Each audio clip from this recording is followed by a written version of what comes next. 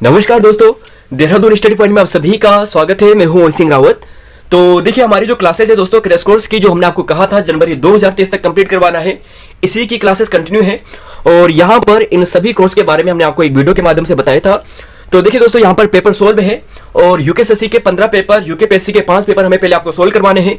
और यहाँ पर कल हमने आपको परिवर्तन सिपाही का पेपर सोल्व करवाया था, आबकारी वाला।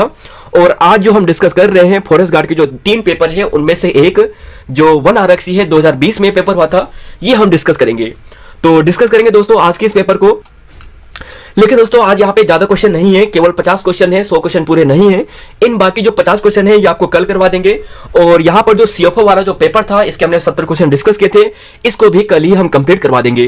तो 3 पेपर कल तक हमारे कंप्लीट हो जाएंगे। तो क्वेश्चन नंबर 1 है, देखिए, इत्यादि का संधि विच्छेद है। इत धन यादि, इति धन यादि और इत धन आदि और इति धन आदि। तो ए बी सी और डी क्वेश्चन नंबर 1। तो अच्छा क्वेश्चन है दोस्तों। संधि यहाँ पे संधि विच्छेद से है और इसका आंसर आपको चूज करना है। और आप सभी अगर डी ऑप्शन चूज कर रहे हैं तो यह सही है। इति धन आदि यहाँ पर होता है। और संधि की अगर आपको यहाँ पे पूछा जाए कौन सी है, तो यण संधि यहाँ पर है। कौन सी संधि है? यण संधि है। तो क्वेश्चन नंबर 1 हो गया है। अब क्वेश्चन नंबर 2 है, देखिए, निम्नलिखित में से शुद्ध शब्द है अंताक्षरी, अंत्याक्षरी, अंत्याक्षरी और यहां पर अनत्याक्षरी। तो देखिए दोस्तों, option A B C D है और शुद्ध शब्द कौन सा है यह चूज करना है। क्वेश्चन नंबर 2, देखिए, अगर आप यहां पर ऑप्शन नंबर डी चूज कर रहे हैं तो वह सभी स्टूडेंट्स गलत हैं, क्योंकि अंत्याक्षरी ऐसे नहीं लिखा जाता। अंत्याक्षरी दोस्तों यहां पर जो ऑप्शन नंबर सी है, यानी यहां पर ऑप्शन नंबर जो सी है वह बिल्कुल सही है। अंत्याक्षरी बहुत इंपॉर्टेंट है, बार बार एग्जाम में आता है। और यहां पर आधा ना, फिर आधा ता और फिर या, और यहां पे बड़ी आ की मात्रा। और ध्यान रखना दोस्तों, जो रा आता है ना पीछे, उसमें बड़ी की मात्रा आती है। तो अंत्याक्षरी यह सही शुद्ध शब्द है, यह बार बार एग्जाम में आता है। अब जरा यहां पर देखिए दोस्तों, और यहां पर जरा चूज कीजिए कि कौन सा यहां पे शुद्ध शब्द है। 6 शब्द आपके सामने रखे हैं और यह क्वेश्चन बार बार पूछे भी जाते हैं। तो आपको यह बताना है कि 1 2 3 4 5 में कौन सा वाला पार्ट शुद्ध है, राइट वाला या लेफ्ट वाला। तो बताइए दोस्तों, ऑप्शन नंबर बताइए क्या होगा इसका, यानी राइट या फिर लेफ्ट। 2 ऑप्शन है, राइट या फिर लेफ्ट। गृहित, ग्रहित, कैलाश, कैलाश और जिजीविषा, यहां पर जिजीविषा। तो क्वेश्चन नंबर यहां पर देखिए दोस्तों, 2 की व्याख्या है और इसका आंसर अगर आप यहां पे दोगे तो जो यहां पर दोस्तों यह है गृहित, यह सही है। कैलाश ऐसा ही लिखा जाता है, ध्यान रखना, सा या सलजम वाली सा नहीं आती है, यह गलत होता है, बार बार आता है दोस्तों।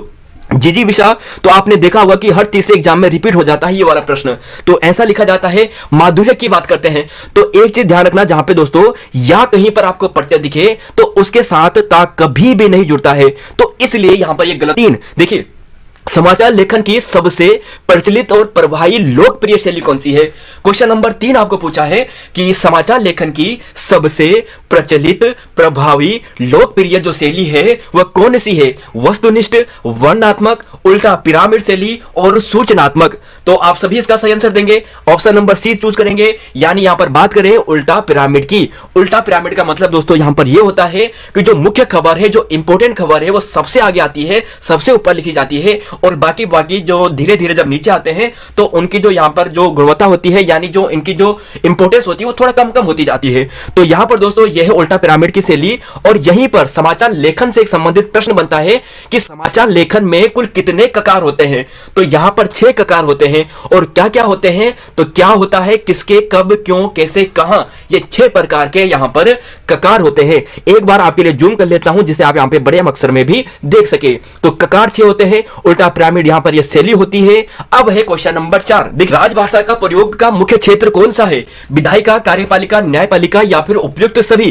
तो देखिए इसका सभी आंसर आप राइट देंगे, ऑप्शन नंबर डी यानी उपयुक्त सभी। क्वेश्चन नंबर 5 और क्वेश्चन नंबर 6, देवनागरी लिपि अधिकांशतः है वर्णात्मक, अशिरोरेखात्मक, शून्यात्मक या फिर रोमन। तो देवनागरी लिपि कैसी है, इसमें वर्णों का प्रयोग ज्यादा है, तो यानी वर्णात्मक ये लिपि है अधिकांशतः। तो देखिए दोस्तों, यहां पर पेपर का लेवल कैसा है, सरल है, टफ है, यह हम यहां पे डिस्कस नहीं करेंगे। आप अपने हिसाब से जरूर बताइएगा कि आपको ये पेपर कैसा लगता है, सरल लग रहा है या टफ लग रहा है या मीडियम लग रहा है। ये पेपर फॉरेस्ट गार्ड का पूछा गया था, हमें आपको इसे व्याख्या सहित करवानी है। हमें लगभग जो अगर 50 क्वेश्चन है तो 50 क्वेश्चन से कम आपको यहां पर 150 या 200 के आसपास 150 या 200 के आसपास फैक्ट प्रोवाइड करवाने हैं, जो आपके लिए बहुत इंपॉर्टेंट है। अब बात करते हैं अगले क्वेश्चन पे, क्वेश्चन नंबर 6। देखिए, क्वेश्चन 6 है कि जो पत्र सरकारी विभागों, संबद्ध अधीनस्थ और स्वायत्त शासी निकायों, विदेशी सरकारों, देखिए विदेशी सरकार यहां पे बात कर दी गई है, अधीनस्थ की बात कर दी गई है, तो इसका मतलब ये किस प्रकार का होगा? बिल्कुल ऑप्शन नंबर सी, यानी ये सरकारी पत्र होगा। और सरकारी पत्र से क्या क्या एग्जाम में प्रश्न बनते हैं वो यहां पर देखिए, यहां पर एक फॉर्मेट रखा हमने सरकारी पत्र का, और यहां पर कैसा इसका फॉर्मेट होता है, देखिए यहां पर आपको मिलेगा सबसे पहले इधर, यहां पर आपको मिलेगा पत्र संख्या। क्या मिलेगा? पत्र संख्या। पत्र संख्या के अगर यहां पे आप जाओगे दोस्तों इस साइड की ओर, तो यहां पर आपको मिलेगा प्रेषक का नाम। किसका नाम मिलेगा? प्रेषक का नाम। प्रेषक के नाम के यहां पे थोड़ा नीचे आपको जो मिलेगा वो प्रेषिती का नाम मिलेगा। देखिए प्रेषक का मतलब होता है पत्र भेजने वाला, प्रेषिती का मतलब होता है जिसे पत्र भेजा गया है। तो प्रेषक हो गया और प्रेषिती यहां पर ये हो गया। तो देखिए यहां पर ऐसे प्रश्न बनते हैं कि प्रेषिती कहां पर होता है, प्रेषक कहां पे होता है, तो ध्यान से देख लीजिए कहां पर ये होता है। और उसके बाद जब प्रेषिती भेज दिया गया है, इसके बाद यहां पर लिखा जाता है दोस्तों विषय। यहां पर आता है विषय। क्या आता है? विषय। तो विषय यहां पर आता है प्रेषिती के बाद, और विषय के बाद यहां पर आता है संबोधन। क्या आता है? संबोधन। तो ऐसा भी पूछा गया है पेपर में कि जो विषय है सरकारी पत्र में किसके बाद आता है या किसके पहले आता है। तो देखिए प्रेषिती के बाद विषय आता है और संबोधन के पहले विषय आता है, और उसके बाद यहां पर जो मुख्य विषय है आपका, यानी जो पत्र का मुख्य विषय होगा वह लिखा जाता है, और नीचे लास्ट में यहां पर बहुधीय लिखा जाता है, प्रेषक के हस्ताक्षर लिखे जाते हैं, उसका नाम लिखा जाता है। तो यह फॉर्मेट होता है क्वेश्चन नंबर 6 का सरकारी पत्र का। अगला क्वेश्चन है क्वेश्चन नंबर 7 कि निम्नलिखित में से एकार्थी शब्द है। देखिए एकार्थी शब्द की बात की गई है जिसका केवल एक अर्थ हो, कर, गंगा, गुरु या फिर धन। तो आप सभी इसका राइट आंसर देंगे ऑप्शन नंबर बी, यानी गंगा आप देंगे। देखिए दोस्तों कर की बात करें तो कर का मतलब किरण भी होता है, हाथ भी होता है और सूंड भी होता है। तो किरण के अनेकार्थी शब्द हैं, किरण, हाथ और सूंड। तो कर के अनेकार्थी शब्द किरण, हाथ, सूंड। और यहीं पर बात करें गुरु की तो बड़ा हो सकता है, शिक्षक हो सकता है, और धन की बात करें तो जोड़, संपत्ति, यानी अनेकार्थी शब्द यहां पर ये है। क्वेश्चन नंबर 8 देखिए पूछा है कि उत्पत्ति के आधार पर शब्दों के भेद है। उत्पत्ति के आधार पर देखिए यहां से दो प्रकार के प्रश्न बनता है। यहां पर तो शब्द की बात की गई है, एक वाक्य से भी ऐसा प्रश्न बनता है कि वाक्य के भेद बताइए। तो उत्पत्ति के आधार पर शब्दों के भेद, तो ए, बी, सी या डी, तो पढ़िए इसे और इसका आंसर सोचिए। तो देखिए इसका आंसर मिलेगा ऑप्शन नंबर बी, यानी तत्सम, तद्भव, देशज, विदेशज। Option number B, option number जो बी वाले स्टूडेंट्स हैं ये सही है, तत्सम, तद्भव, देशज, विदेशज। देखिए दोस्तों यहां पर जरा आप डिटेल से देखते हैं, देखिए ये हो गया शब्द। अब यहां पर देखिए शब्द की बात करें तो उत्पत्ति के आधार पर क्या क्या प्रकार है। तो जो प्रश्न में पूछा है तत्सम, तद्भव, देशज, विदेशज, इसके अलावा यहां पर एक शब्द और भी जोड़ा जाता है कुछ किताबों के माध्यम से, वो है संकर शब्द। संकर शब्द कहीं पर मुख्यतः 4 ही दिखेंगे या फिर एक कभी बार संकर जोड़ लिया जाता है, कोई किताब नहीं जोड़ती है। तो यहां पर मुख्यतः 4 होते हैं, कहीं पर 5 भी आ सकता है। अब यहां पर देखिए शब्द की उत्पत्ति के आधार पर यह हो गया है। अब बात करते हैं रचना व बनावट के आधार पर। रचना बनावट के आधार पर 3 होते हैं। रचना बनावट के आधार पर 3 होते हैं, रूढ़ शब्द, यौगिक शब्द और योग रूढ़ शब्द। रूढ़, यौगिक और योग रूढ़ शब्द। तो शब्द 3 प्रकार के रचना या फिर बनावट के आधार पर। और यहीं पर बात करें एकार्थी, अनेकार्थी, पर्यायवाची और विलोम, तो ये अर्थ के आधार पर होते हैं। किसके आधार पर होते हैं? अर्थ के आधार पर होते हैं। Question number 8। अब है क्वेश्चन नंबर 9, क्वेश्चन नंबर 10 और क्वेश्चन नंबर 11। देखिए निम्नलिखित में से तत्सम शब्द है, तत्सम शब्द कौन सा होगा? Question number 9। तो तत्सम शब्द यहां पे पूछा गया है कि तत्सम शब्द कौन सा होगा? खेत, दाहिना, आज्ञा और किसान। तो देखिए ये तो सरल है, अगर किसान की बात करें तो कृषक होगा। आज्ञा यहां पर बिल्कुल सही होगा, आज्ञा यहां पर बिल्कुल सही होगा। तो आज्ञा यहां पे सही होगा। खेत की बात करें तो क्षेत्र होगा, दाहिना की बात करें तो दक्षिण होगा।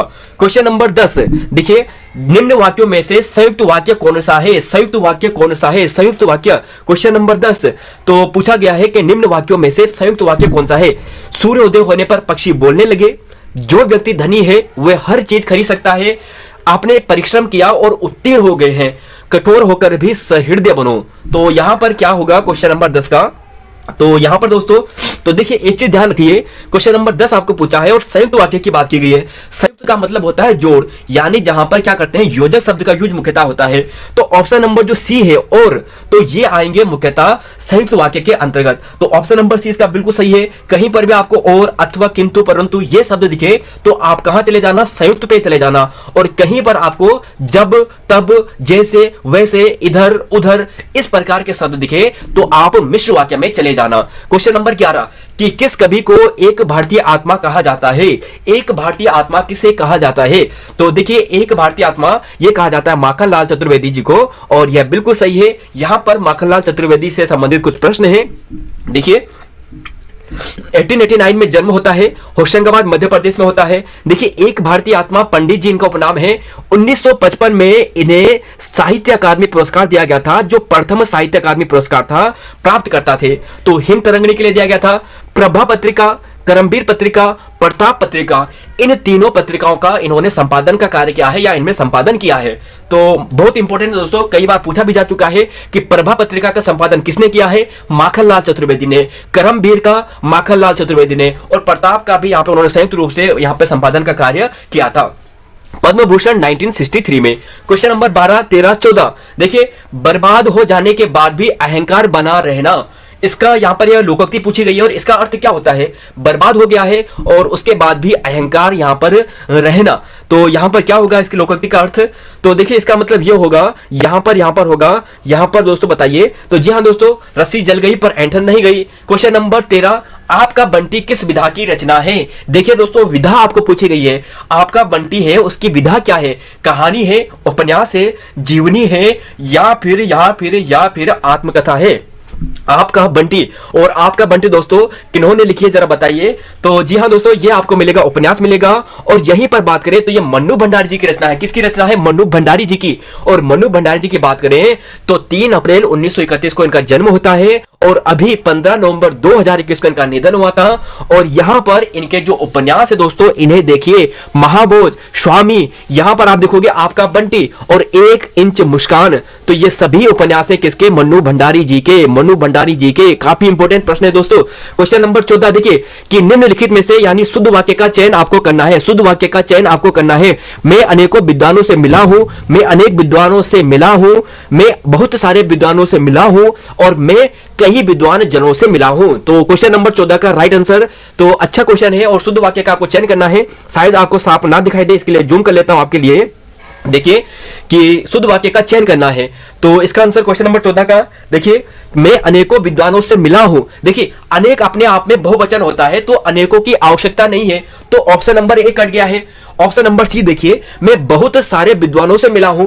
कहीं पर भी समानार्थी शब्द किसी वाक्य में 2 प्रयोग नहीं हो सकते हैं, तो बहुत और सारे दोनों का मतलब सेम है, तो यह भी नहीं आएगा। मैं कई विद्वान जनों से मिला हूं, अब विद्वान भी कह दिया है, जनों भी कह दिया है, तो समानार्थी के रूप में यह हो गया है, यह भी गलत है। तो ऑप्शन नंबर जो बी है, यह इसका सही है। क्वेश्चन नंबर 15 और 16 देखिए, काव्य रचना कुकुरमुत्ता के रचनाकार हैं। काव्य रचना कुकुरमुत्ता के रचनाकार हैं मंगलेश डबराल, जय शंकर प्रसाद, सूर्यकांत त्रिपाठी निराला, गिरिजा कुमार माथुर। क्वेश्चन नंबर 15, तो क्वेश्चन नंबर 15 का राइट आंसर, तो देखिए, तो कुकुरमुत्ता किसकी रचना है? तो जी हां दोस्तों, यह निराला जी की है, सूर्यकांत त्रिपाठी निराला जी की है। और निराला जी से संबंधित कुछ महत्वपूर्ण प्रश्न है, इसके लिए मैं आपके यहां पे जूम कर लेता हूं, जिससे आप यहां पे साफ साफ देख पाए।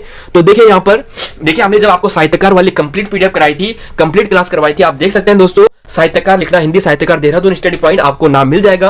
और ये देखिए, कविता संग्रह इतनी सारी हैं, और इनमें से आपको कुकुरमुत्ता पूछा गया था। फिर यहां पे देखिए लंबी रचनाएं, राम की शक्ति पूजा 6 भाग है, सरोज स्मृति 5 भाग है, बादल राग 6 भाग है, तुलसीदास 4 भाग है, और सबसे बड़ी जो रचना है ये तुलसीदास है। और बादल राग के कितने भाग है, ऐसा प्रश्न यूकेएसएससी आपको पूछ चुका है, तो 6 भाग है। क्वेश्चन नंबर 16 देखिए, निम्नलिखित में से कमल का पर्यायवाची शब्द नहीं है। तो कमल का पर्यायवाची शब्द कौन सा नहीं है? सरोज अंबुद नीरज जलज, सरोज अंबुद नीरज जलज, सरोज अंबुद नीरज जलज। तो देखिए, सबसे पहले तो आप इसे आसानी से यहां पर कर सकते हैं, और आप सभी इसका राइट आंसर देंगे ऑप्शन नंबर बी, यानी अंबुद। अब यहां पर देखिए दोस्तों, यहां पर देखिए, जल के पर्यायवाची शब्द देखिए, नीर हो गया, वारी हो गया, अंबु हो गया, पय हो गया, सलील हो गया, तो हो गया, आब हो गया, और अंब हो गया। तो ये जल के पर्यायवाची शब्द है, और इन्हीं जल के पर्यायवाची शब्द में अगर आप जा शब्द जोड़ दोगे तो वह क्या हो जाएगा? वह कमल के पर्यायवाची शब्द हो जाएंगे। जा का मतलब होता है जन्म लेने वाला, तो पानी में जन्म लेने वाला, जैसे नीर हो गया, तो नीर के पीछे आपने जा लगा दिया, नीरज हो गया, तो इसका मतलब कमल का हो गया। वारी की बात करें, वारी में आपने जा जोड़ा तो वारिज हो गया, तो यह कमल का पर्यायवाची शब्द हो गया। अंबु में आपने जा जोड़ा, अंबुज हो गया, तो कमल का पर्यायवाची शब्द हो गया। तो जल के पर्यायवाची शब्द शब्द याद कीजिए, आपके बहुत सारे जो फैक्ट है वो क्लियर हो जाएंगे। तो देखिए यहाँ पे जल के प्रवाची शब्द देख लिए, कमल में आपने जा जोड़ दिया है, और कहीं पर अगर नदी है जो यहाँ पे जल के प्रवाची शब्द है, अगर आप यहाँ पे दा जोड़ देते हो, देखिए अगर आप दा जोड़ दोगे तो किसके प्रवाची शब्द हो जाएंगे, वो बादल के प्रवाची शब्द हो जाएंगे, बादल के प्रवाची शब्द हो जाएंगे। और यहीं पर अगर आप धी जोड़ दोगे तो वह किसके हो जाएंगे, ये समुद्र के प्रवाची शब्द हो जाएंगे। केवल आपको जल के प्रवाची शब्द याद करने हैं, बादल के, समुद्र के, कमल के प्रवाची शब्द आपको याद हो जाएंगे। देखिए समझना है, दा का मतलब देने वाला, दा का मतलब देने वाला, कौन देता है, बादल देता है। तो यहां पे देखिए नीरद, नीरद, नीर यानी जल देने वाला, बादल, वारिद, वारिद, दा जोड़ दिया बादल, अंबुद, अंबु यानी पानी, दा जोड़ दिया देने वाला, तो यहां पर ये हो गया बादल। तो ऐसे दोस्तों यहां पर है धी का मतलब धारण करने वाला, और यहीं पर बात करें जैसे वारिधि हो सकता है, अंबुधि हो सकता है, पयद्धि हो सकता है, तो ये सभी क्या होंगे, ये समुद्र के पर्यायवाची होंगे। क्वेश्चन नंबर 17, 18, 19 और 20, इन चारों का आंसर एक साथ दीजिए कि कौन सा मूल स्वर नहीं है। तो मूल स्वरों की संख्या कितनी होती है, तो देखिए मूल स्वरों की जो संख्या आपको देखने को मिलेगी वो आपको 4 मिलेगी। देखिए कौन कौन सी है, वो मिलेगी आ, ई, उ, ओ, री, आ, ई, उ, ओ, री, आ, ई, उ, ओ, री, तो ये होते हैं मूल स्वर। तो ऑप्शन नंबर जो डी है यानी ये गलत है। क्वेश्चन नंबर 18, टिप्पण का मुख्य उद्देश्य क्या होता है, टिप्पण का मुख्य उद्देश्य क्या होता है, तो टिप्पण का मुख्य उद्देश्य होता है मामलों का नियमानुसार निपटान, मामलों का नियमानुसार निपटान। क्वेश्चन नंबर 19, पश्चिमी जर्मनी पर उड़ती नजर संस्मरण संग्रह के रचनाकार हैं। पश्चिमी जर्मनी पर उड़ती नजर संस्मरण संग्रह के रचनाकार हैं। तो पश्चिमी जर्मनी पर उड़ती नजर, तो जी हाँ ये आपको मिलेगी मनोहर श्याम जोशी जी की, और इनसे केवल इनकी जन्म तिथि ध्यान रख लीजिए। देखिए 1933 में इनका जन्म होता है, 9 अगस्त 1933 को। खड़ी बोली निम्नलिखित में से किस उपभाषा के अंतर्गत है, खड़ी बोली आपको पूछा है, तो खड़ी बोली किस उपभाषा के अंतर्गत है। तो देखिए दोस्तों खड़ी बोली की बात करेंगे तो खड़ी बोली का मतलब हो गया है कोरवी, और ये आपको मिलेगी, ये मिलेगी पश्चिमी के अंदर, और पश्चिमी हिंदी के अंतर्गत आपको जो मिलेगा वो खड़ी बोली, ब्रज बोली, बांगरू बोली जिसे हरियाणी बोली भी कहते हैं, बुंदेली, कन्नौजी, तो ये सभी आपको मिलेगी पश्चिमी हिंदी के अंतर्गत। शोर सैनी अपभ्रंश से इसका विकास हुआ है। अब यहां पर अगला क्वेश्चन है, और यहां पर ये जीएस वाले पार्ट वाले जो क्वेश्चन है ये शुरू हो गए हैं। तो 20 क्वेश्चन हिंदी के आते हैं, तो यूकेपीएससी में भी आपका यहां पर जो फॉर्मेट है यही रहने वाला है। क्वेश्चन नंबर 21 देखिए, वासुकी ताल स्थित है, वासुकी ताल कहां पर स्थित है, क्वेश्चन नंबर 21, वासुकी ताल कहां पर स्थित है। तो देखिए वासुकी ताल कहां पर स्थित है, तो देखिए वासुकी ताल, तो जी हाँ ये केदारनाथ के निकट आपको मिलेगा। और देखिए केदारनाथ से दोस्तों, केदारनाथ मंदिर की बात करें कत्यूरी शैली में है, इसके पुजारी रावल होते हैं, मैसूर के जंगम ब्राह्मण होते हैं, शंकराचार्य की समाधि आपको केदारनाथ में मिलेगी। और जो इंपॉर्टेंट फैक्ट है करंट अफेयर से वो यहां पर याद कीजिए कि 5 नवंबर 2021 को यहां पर शंकराचार्य जी की जो मूर्ति है वो स्थापित की गई थी, और इस मूर्ति के जो मूर्तिकार, जो यहां पर मूर्तिकार थे वह कौन थे, योगी राज थे। देखिए मूर्तिकार कौन थे, अर्जुन योगी राज थे। किन्होंने ये मूर्ति बनाई थी, यानी डिजाइन किसने दिया था, अर्जुन योगी राज ने दिया था। 12 फीट इसकी लंबाई है, 5 नवंबर 2021 को स्थापित की गई है। काफी चर्चा में रहा था दोस्तों, चिनूक जो हेलीकॉप्टर है उसके माध्यम से इसे उतारा गया था। तो बहुत ही इंपॉर्टेंट ये प्रश्न है। क्वेश्चन नंबर यहां पर है 22, देखिए एक तस्वीर की ओर इशारा करते हुए राम ने मोहन से कहा कि इसके पिता मेरी मां के इकलौते पुत्र है, वह तस्वीर है। तो वह तस्वीर किसकी है, जरा ऑप्शन के अनुसार बताइए। तो क्वेश्चन नंबर 22 का राइट आंसर क्या होगा, तो बताइए क्वेश्चन नंबर 22 का। तो देखिए दोस्तों यहां पे बोला गया है कि एक तस्वीर को इशारा करते हुए राम ने कहा कि इसके पिता मेरी मां के इकलौते पुत्र है, यानी वह स्वयं की बात कर रहा है, और स्वयं की बात कर रहा है तो यहां पर दोस्तों जो नीचे आएगी वो उसकी लड़की आएगी, क्योंकि लड़के का यहां पे ऑप्शन नहीं है, तो ऑप्शन नंबर डी यहां पे आएगा। इसे जरा देख लेना। क्वेश्चन नंबर 23 कि स्वामी विवेकानंद आश्रम स्थित है, कहां पर है, तो यह आपको मिलेगा, देखिए ये आपको मिलेगा श्यामला ताल के निकट, और श्यामला ताल से ध्यान रखना चंपावत में है, झूला मेला यहां पे लगता है, और यहीं पर बात करें विवेकानंद आश्रम, विवेकानंद आश्रम यहीं पर आपको मिलेगा। क्वेश्चन नंबर 24, 25, 26, तो देखिए क्वेश्चन नंबर 24, 25 और 26, हड़प्पाकालीन स्थल लोथल स्थित है। तो देखिए लोथल की बात की गई है, कहां पर स्थित है, तो लोथल आपको मिलेगा, जी हां ये मिलेगा आपको ऑप्शन नंबर ए, यानी गुजरात में आपको मिलेगा। जरा आप ये बताइए कि ये किस नदी के तट पर है, ये किस नदी के तट पर है, किस नदी के तट पर है, तब तक कमेंट बॉक्स में लिखिए, मैं आपके आंसर चेक करूंगा दोस्तों। तो लोथल किस नदी के तट पर है, तो बताइए, और इसकी खोज किसने की थी, जरा ये भी बता दीजिए। लोथल की बात करेंगे और किस लिए ये फेमस है यह भी बता दीजिए। हड़प्पा कालीन स्थल लोथल स्थित है, गुजरात में है। अब यहां पर देखिए देखिए अहमदाबाद क्षेत्र में मिलेगा, अहमदाबाद जिले में आपको मिलेगा, भोगवा नदी के तट पर मिलेगा। रंगनाथ राव जी द्वारा सर्वप्रथम इसके यहाँ पे उत्खनन खोज का कार्य किया गया था और इसकी विशेषता यहाँ पर यह है कि पूरी जो दीवार है वो एक बस्ती से घिरी, यानी जो यहाँ पर देखिए कि जो पूरी बस्ती है वो एक ही दीवार से घिरी हुई है। और लोमड़ी कौवा चित्र यानी जो पंचतंत्र का जो हमें प्रमाण का आधार मिलता है वो इस चित्र से, यानी कौवा जो लोमड़ी वाला जो चित्र है, देखा होगा ना एक लोमड़ी और कौवे की एक कहानी सुनी होगी कि रोटी उसने अपनी चोंच में दबाई होती है, लोमड़ी उसे उसकी तारीफ करने के लिए कहती है। तो ऐसा ही जो एक चित्रण है लगभग जो पंचतंत्र में है वो हमें यहां से लोथल से भी मिलता है। और यहां पर आप देखोगे सबसे प्रसिद्ध बंदरगाह भी यही था। क्वेश्चन नंबर 25 है, धनुष तीर्थ कहलाता है, धनुष तीर्थ कहलाता है बद्रीनाथ, श्रीनगर, उत्तरकाशी या फिर Rishikesh. Question number 25, question number 25 धनुष तीर्थ, तो यह श्रीनगर है दोस्तों, फैक्ट वाला है। स्वेज नहर के दोनों सिरों पर स्थित पतन युग्म कौन सा है? तो सबसे पहले तो यह बताइए तब तक कि स्वेज नहर किन दो प्रसिद्ध सागरों को जोड़ने का काम करता है? तो बताइए जरा कौन से वो सागर हैं स्वेज नहर के दोनों सिरों पर स्थित जो पतन युग्म है वो बताइए। तो बताइए दोस्तों क्वेश्चन नंबर 26 और इसका आंसर तो यहां पर मिलेगा आपको option number Cairo, Port Said, Suez और काहिरा और अलेक्जेंड्रिया, पोर्ट सईद और टेम्पिक। तो यह आपको मिलेगा ऑप्शन नंबर डी। तो जी हाँ दोस्तों ऑप्शन नंबर डी आपको मिलेगा, पोर्ट सईद और तेफिक के बीच में आपको मिलेगा, लाल सागर और भूमध्य सागर को जोड़ने का काम करता है। यहाँ पर 1559 लिख दिया, सॉरी 1859 में इसका निर्माण होता है, शुरू होता है, 69 में इसका कंप्लीट होता है। और इंपॉर्टेंट देखिए 1956 में इसे राष्ट्रीय जो इसका है राष्ट्रीयकरण कराया गया था। कब कराया गया था यह प्रश्न सबसे इंपॉर्टेंट है। राष्ट्रीयकरण कब हुआ था? 1956 में हुआ था। कब हुआ था? 1956 में हुआ था। अगला क्वेश्चन है 27, 28, 29। तो तीन क्वेश्चन है यहाँ पे 27, 28 और 29। तो देखिए गढ़वाल राइफल का युद्ध से संबंधित जय घोष है, तो जय काली देवी, जय केदारधाम, जय बद्री विशाल, जय चंद्रवदनी देवी। तो दोस्तों यहां पर ये फ्री वाला नंबर है, आप सभी देंगे इसका आंसर ऑप्शन नंबर सी यानी जय बद्री विशाल। स्थापना गढ़वाल राइफल की 5 मई 1987 को होती है और जय बद्री विशाल इनका क्या है? युद्ध घोष है। सीमांत गांधी के नाम से जाना जाता है, तो देखिए सीमांत गांधी के नाम से किसे जाना जाता है? इंग्लिश में कहे तो फ्रंटियर गांधी। तो देखिए कभी बार डायरेक्ट लिखने के लिए ये लिख लेता है, सीमांत ना लिखकर फ्रंटियर लिख दे, तब कौन सा होगा? तो सीमांत गांधी, अब्दुल गफार खां। और जरा एक प्रश्न आपके लिए ये बताइए, अब्दुल गफार खां प्रथम विदेशी व्यक्ति थे जिन्हें भारत रत्न दिया गया था, तो यह भारत रत्न इन्हें कब दिया गया था? तो यह इंपॉर्टेंट प्रश्न है दोस्तों, जो अब्दुल गफार खान है इन्हें भारत रत्न से कब सम्मानित किया गया था? तो ऑप्शन नंबर तो ए इसका सही है। और यहां पर आप देखोगे कि 1987 में इन्हें भारत रत्न अवार्ड से सम्मानित किया गया था। खुदाई खिदमतगार आंदोलन इन्होंने शुरुआत की थी 1929-30 के आसपास और फ्रंटियर गांधी यहां पर ये थे। क्वेश्चन नंबर 29 की भोटिया जाति का ग्रीष्मकालीन जो आवास है कहलाता है, तो देखिए दोस्तों इसे क्या कहते हैं? इसे कहते हैं मैथ कहते हैं। और गुंडा मुंसा की बात करें तो यह शीतकालीन निवास स्थान होता है। अगला क्वेश्चन है यहाँ पे देखिए 30, 31 और 32। देखिए कि यहां पर पूछा गया है क्वेश्चन नंबर 30, अगर आपके लिए छोटा हो रहा है तो यहां पे जूम कर लेते हैं।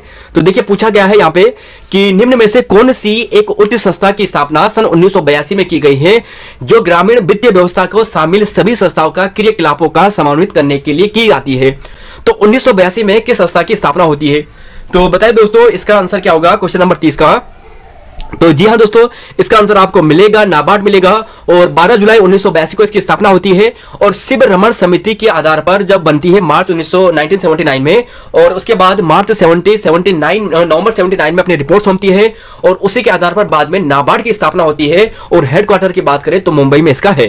क्वेश्चन नंबर 31, बद्रीनाथ धाम के मुख्य पुजारी जो रावल हैं वो होते हैं, तो वह कहां से चुने जाते हैं? तो जी हाँ वे मालाबार से चुने जाते हैं, केरल क्षेत्र से। क्वेश्चन नंबर 32 देखिए भारत पुरुष हॉकी विश्व कप की मेजबानी करेगा। क्वेश्चन नंबर 32 भारत पुरुष हॉकी विश्व कप की मेजबानी करेगा, तो कब करेगा? तो जी हाँ दोस्तों ये करेगा 2023 में। और यहां पर ध्यान रख लेना हॉकी से संबंधित कुछ ट्रॉफियां हैं, जैसे बात करें Ranga Swami, Aga Khan, Lady Ratan, Beighton cup, Nehru. तो Ranga, Aga Khan, Lady Ratan, Beighton cup, Nehru cup, Nehru trophy, ये सभी क्या है यहां से संबंधित है, यानी हॉकी से संबंधित है। क्वेश्चन नंबर 33 देखिए कि उत्तराखंड के हस्तशिल्प उद्योग में प्रयुक्त रिंगाल का वानस्पतिक नाम क्या है? रिंगाल का वानस्पतिक नाम आपको पूछा है। क्वेश्चन नंबर 33 देखिए, क्वेश्चन नंबर 33 आपको पूछा है। तो देखिए क्वेश्चन नंबर 33 की बात करेंगे, क्वेश्चन नंबर 33 का, तो क्वेश्चन नंबर 33 आपको मिलेगा ऑप्शन नंबर जी हाँ दोस्तों ये मिलेगा ऑप्शन नंबर बी यानी कुमन बंबूशा फल काटा। और यहीं पर बात करें दोस्तों माइरिस एस्कुलाटा की, तो ये काफल का यहाँ पे वनस्पतिक नाम है। क्वेश्चन नंबर 34 देखिए राम 12 किलोमीटर दक्षिण की ओर चलता है, फिर दाईं ओर मुड़कर 10 किलोमीटर चलता है, फिर दाईं ओर मुड़कर 12 किलोमीटर चलता है और अब राम अपने आरंभिक स्थान से कितनी दूरी पर है, इसे सोल्व कर बताइए कि इसकी दूरी कितने हैं। जरा सोल्व कीजिए इसे। तो सोल्व कीजिए दोस्तों क्वेश्चन नंबर 34 का कि राम यहां पे मान लेते हैं यहां पर राम है और बोला गया है राम की 12 किलोमीटर दक्षिण की ओर चलता है, तो 12 किलोमीटर दक्षिण की ओर चलता है। उसके बाद यहां पे बोला है कि वो दाईं ओर मुड़ जाता है, तो बाईं ओर जब दाईं ओर मुड़ेगा तो दाईं का मतलब हो गया वो इधर की ओर मुड़ेगा, यानी यहां पर इसका दाईं ओर होगा। और कितने किलोमीटर चलता है, 10 किलोमीटर चलता है। कितना चलता है, 10 किलोमीटर चलता है। और उसके बाद फिर दाईं ओर मुड़ेगा और फिर 12 किलोमीटर चलेगा। तो ये तो सरल है, यहां पर फिर मुड़ा, यहां पर फिर 12 किलोमीटर चला और यहां पर पूछा गया है कि यहां पर कितनी दूरी है, तो ये तो सरल है दोस्तों, बिल्कुल ऑप्शन नंबर डी यहां पे राइट है, यानी 10। क्वेश्चन नंबर यहां पर है, यहां पर 35, 36 और 37 देखिए। वन अनुसंधान संस्थान देहरादून का मुख्य प्रवेश द्वार का नाम क्या है। तो जब यह प्रश्न आया था उस समय थोड़ा टफ रहा होगा किसी स्टूडेंट के लिए, लेकिन अब यह सरल हो चुका है और आप सभी देंगे ऑप्शन नंबर बी यानी ब्रेंडिस गेट। अब यहां पर देखिए ब्रेंडिस गेट की बात करें तो यह है दोस्तों एफआरआई, और एफआरआई से जो प्रश्न आपके एग्जाम में बनते हैं वो यहां पर देखिए कि देखिए 1878 में फॉरेस्ट स्कूल ऑफ देहरादून की स्थापना होती है। 1874 में इसी का नाम परिवर्तित होकर इंपीरियल फॉरेस्ट स्कूल नाम पड़ता है। इंपीरियल फॉरेस्ट रिसर्च की बात करते हैं, देखिए रिसर्च जो मेन है यानी एफआरआई की अगर स्थापना पूछी जाए तो 5 जून 1906 को होती है। और यहां पर देखोगे कि 1991 में इसे डीम्ड विश्वविद्यालय का दर्जा दिया जाता है। तो यहां पर ये हो चुके हैं। बाकी दोस्तों कुछ और फैक्ट अगर आप देखना चाहते हैं इन्हें देख लीजिएगा आराम से वीडियो को पॉज करके। अगला क्वेश्चन है, यहां पे देखिए पूछा है, यहां पे 36वां है कि एक घड़ी क्रमशः, देखिए एक घड़ी क्रमशः यहां पे पूछा है कि एक घड़ी क्रमशः 1 बजे 1 बार, 2 बजे 2 बार, 3 बजे 3 बार। तो इसका आंसर दीजिए जरा। आपको यह प्रश्न सोल्व करना क्या आता है कि एक घड़ी क्रमशः 1 बजे 1 बार, 2 बजे 2 बार, 3 बजे 3 बार, अर्थात जितनी बजती है उतने बजे उतनी बार बजती है। तो बताइए कि 24 एक दिन में यानी 24 घंटे में कितनी बार बजेगी। तो इसका आंसर देना है आपको। तो देखिए दोस्तों इसका एक फॉर्मूला होता है और आपको इससे सोल्व करना है। फॉर्मूला होता है n × n+1/2।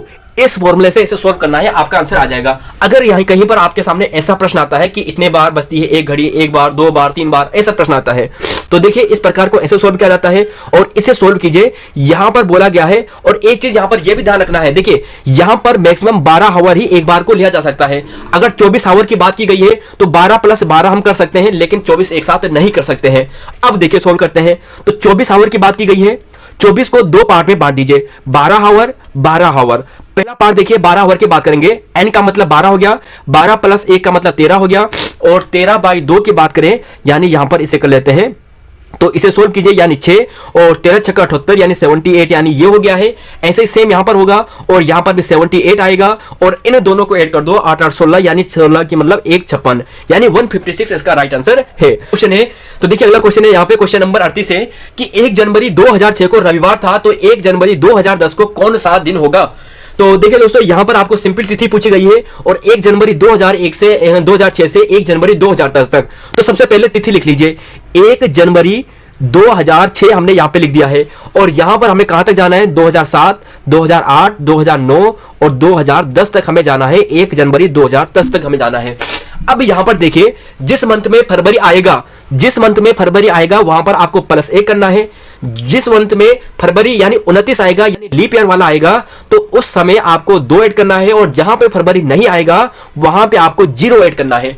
तो देखिए अब 1 जनवरी 2006 यानी अभी फरवरी आना बाकी है, तो फरवरी आना बाकी है तो हमने केवल 1 जोड़ दिया है क्योंकि ये लीप ईयर नहीं है, क्योंकि जो लीप ईयर होगा वह होगा 2000, 2004, 8, 12, 16 यानी इसी क्रम में होगा लीप ईयर, ठीक है। और इससे पहले भी आप जा सकते हो 1996 और यहीं पर आप पीछे 4 करके माइनस कर लेना। तो यहां पर ये है। अब देखिए 2007 की बात करें तो 1 ऐड होगा, 8 की बात करें तो लीप ईयर आ गया है तो इसका मतलब 2 ऐड होगा, 9 की बात करें तो यहां पर सिंपल 1 ऐड होगा और जनवरी 2010 तक पूछा गया है, इसका मतलब अभी फरवरी नहीं आया है तो इसे 0 ऐड कर दीजिए और देखिए 1 2 2 4 1 5 यानी +5 कर दीजिए और +5 अगर हम यहां पे करते हैं रविवार में +5 जोड़िए तो क्या आएगा, सोमवार, मंगल, बुध, बृहस्पति, शुक्र। तो ऑप्शन नंबर सी यहां पर राइट है। ऑप्शन नंबर सी यानी यहां पर राइट है। तो ऑप्शन नंबर सी यहां पर राइट है। अगला क्वेश्चन है गढ़वाल का हातिम ताई कहा जाता है। तो ये कहा जाता है दोस्तों कुंवर सिंह नेगी जी को कहा जाता है। क्वेश्चन नंबर 40 कि किस अधिनियम के द्वारा बर्मा को भारत से पृथक किया गया था। तो बर्मा को भारत से पृथक किया गया था। तो बर्मा को यानी म्यांमार को भारत से पृथक किस अधिनियम के द्वारा किया गया था। तो जी हाँ दोस्तों यह किया गया था ऑप्शन नंबर सी यानी 1935 के अधिनियम के द्वारा। यहां पर देखिए कुछ और फैक्ट है 1935 के अधिनियम से। देखिए, प्रांतीय स्तर पर द्वैध शासन को समाप्त कर केंद्र स्तर पर द्वैध शासन स्थान जो स्तर है वो प्रणाली शुरू की गई थी 1935 के अधिनियम के द्वारा। बर्मा को भारत से अलग किया गया था इस अधिनियम के द्वारा। संघीय न्यायालय की स्थापना इसी के द्वारा 1935 के तहत की जाती है, 1935 के एक्ट के तहत की जाती है, यानी इसी अधिनियम के तहत। तो यहां पर ये हो गया है। अगला क्वेश्चन है यहाँ पे 41, 42, 43। निम्न में से लामड़ गीत संबंधित थे, महिला गीत, विवाह गीत, प्रेम गीत या फिर कृषि गीत।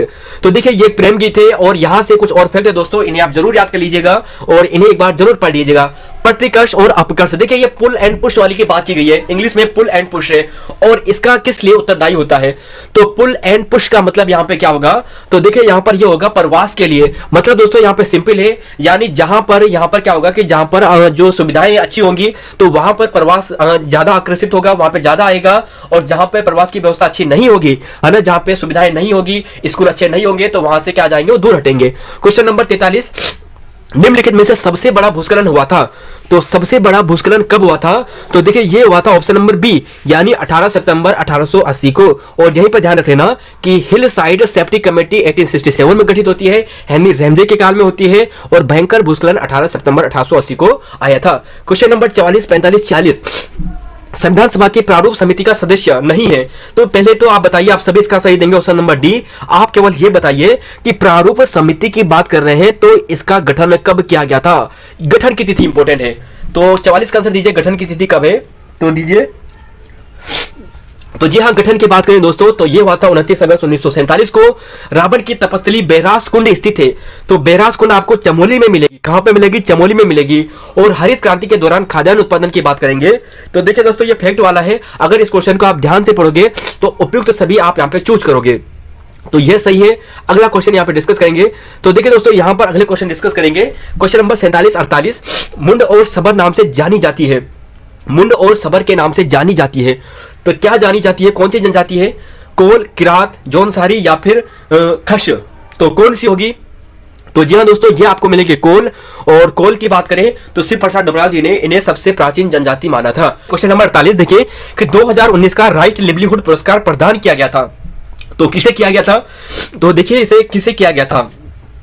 तो जी हाँ दोस्तों, यह जो कराया गया था यह था ऑप्शन नंबर डी यानी उपयुक्त सभी। यहां पे आप ट्रिक से याद कर सकते हो कि ग्रेटा अमीना की गाय यानी इन सभी को 2019 का राइट लिवलीहुड अवार्ड दिया गया था। और यहीं पर देखिए 2020 की बात करें तो नसीन ब्रायन और एलिस को दिया गया था। और 2021 की बात करें तो इन सभी को ध्यान रखना। और इनमें से जो सबसे इंपॉर्टेंट है वो यहां पर यह है लाइफ। देखिए लाइफ की आपको फुल फॉर्म भी पूछी जा सकती है क्योंकि इसे राइट लिवलीहुड अवार्ड दिया गया। ये भारत की संस्था है। और यहां पे देखोगे legal initiative for forest and environment life. और यहीं पर बात करें इन सभी को 4 व्यक्ति को मार्थे वांडो, व्लादिमीर स्लोवाकिया और फेडा ह्यूस्क, इन सभी को दिया गया था राइट लिवलीहुड अवार्ड 2021। तो देखिए दोस्तों, अगर आप दोबारा पढ़ना चाहते हैं एक बार पढ़ लीजिए जल्दी जल्दी। 2020 के ये है और 2021 के यहां पर ये है, तो देख लीजिए। अगला क्वेश्चन है, देखिए क्वेश्चन नंबर 49 और 50, नंदा देवी राष्ट्रीय उद्यान की स्थापना की गई थी। तो यह तो दोस्तों सरल क्वेश्चन है लेकिन बार बार आते हैं और बार बार जो आते हैं इन सभी को आप यहां पे देख लीजिए। और यहां पर दोस्तों इन सभी को जरूर याद कीजिएगा। एक प्रश्न यहां पर 1 नंबर ये जरूर दिलाता है, भले ही सरल है। एक प्रश्न इस जो यहां पर ये पैराग्राफ है यहां से हर बार आता है। तो क्वेश्चन यहां पर ये हो गया है, इसे जरूर आप वीडियो का पॉज करके स्क्रीनशॉट लेके याद कर लीजिएगा। क्वेश्चन नंबर यहां पे है 50, देखिए कि निम्न आकृति में लुप्त संख्या है 2, 4, 20, 3, 9, 90, 1, 5 और यहां पर डेस। तो क्या आएगा, क्या ट्रिक लगी होगी यहां पे क्वेश्चन नंबर 50 का। तो क्वेश्चन नंबर 50 का यहां पे, तो जी हाँ दोस्तों यहां पर आप देखोगे, देखिए क्या कर रखा है इन्होंने, यहां पर 2 का स्क्वायर कर दिया है, 4 का स्क्वायर कर दिया है और इन सभी को जोड़ दिया है। 2 का स्क्वायर प्लस 4 का स्क्वायर, देखिए 2 का स्क्वायर यानी 4, 4 का स्क्वायर 16 यानी टोटल हो गया 20। सेम यहां पर भी है, तो यहां पर भी ऐसा होगा 5 का स्क्वायर 25 और 1 का स्क्वायर 1 यानी टोटल हो गया 26। तो ऑप्शन नंबर यहां पे हो गया ऑप्शन नंबर ए। तो दोस्तों यहां पर यह था और आज का यहां पे लास्ट क्वेश्चन यहां पर यह है। और बाकी दोस्तों कल हम डिस्कस करेंगे, कोशिश करेंगे कल की 2 हमारे जो यहाँ पे पेपर है वो कंप्लीट हो जाए, जो हमने आधे आधे छोड़ रखे हैं। तो यहाँ पर दोस्तों फिलहाल इतना ही है, मिलते हैं आपको फिर नई वीडियो में। धन्यवाद, जय हिंद, जय उत्तराखंड, जय देवभूमि।